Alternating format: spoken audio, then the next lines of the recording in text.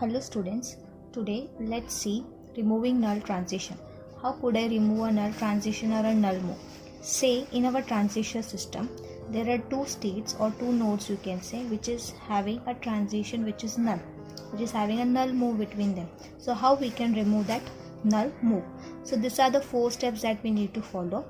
First, whenever there is a null move from V1 to V2, you find what are the edges starting from V2. अगर V1 से V2 नल move है तो कौन से as V2 से start हो रहे हैं, और फिर जो भी एज V2 से स्टार्ट हो रहे रहेंगे उससे डुप्लीकेट करिए आप V1 से. ठीक है, उसे डुप्लीकेट करिए starting from V1 without changing the edge label. And if V1 is initial, make V2 as initial state, and the step 4 is 2 is final state, then make V1 as a final state. So these are the 4 steps that we are going to follow when we are going to remove a null transition. We will see with an example in a better way, and this would be the easiest way you would ever find how we could remove a null transition.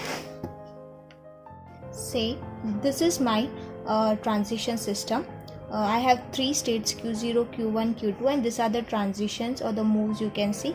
And you can also see that here I am having 2 null moves and I need to remove these 2 null moves. Okay.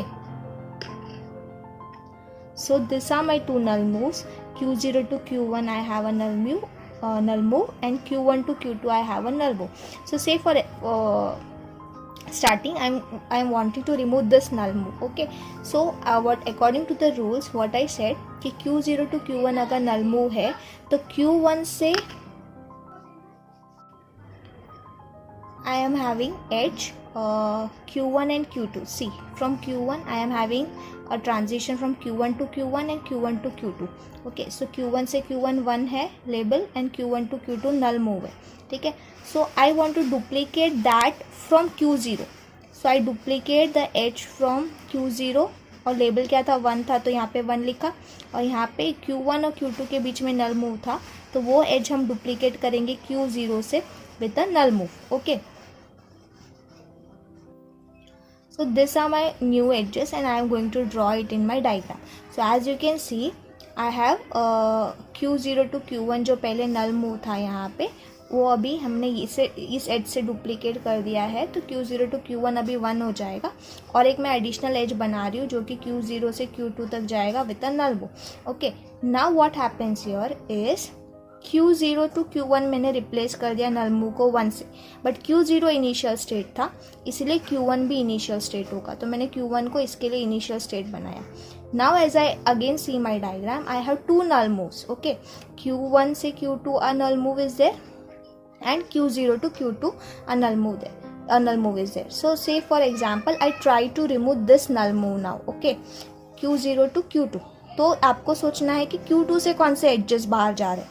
So Q0 to Q2 हमारा नल move है, और Q2 से कौन सा adjust बाहर जा रहा है वो Q2 to Q2 ही जा रहा है विद एन इनपुट 2.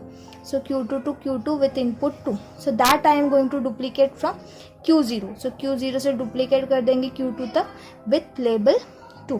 तो ये अभी नया एज बनेगा हमारा. ठीक है, सो यहाँ पे Q0 to Q2 जो था with a null move that has been now changed to Q0 to Q2 with label 2. So here we are getting the label 2 and then we can see that Q0 initial state था इसके लिए Q2 को भी initial state बनाए, क्योंकि अब ये नल move remove होके लेबल 2 हो गया तो हमें ये स्टेट्स का भी ध्यान रखना है स्टेप 3 और स्टेप 4 वाले का. तो ये इनिशियल था तो Q2 को भी इनिशियल बनाया, Q2 फाइनल था इसके लिए Q0 को भी फाइनल बनाना पड़ा. अब हम हमारे ट्रांजिशन डायग्राम में देखेंगे कि only 1 null move is remaining which is between Q1 and Q2. Okay,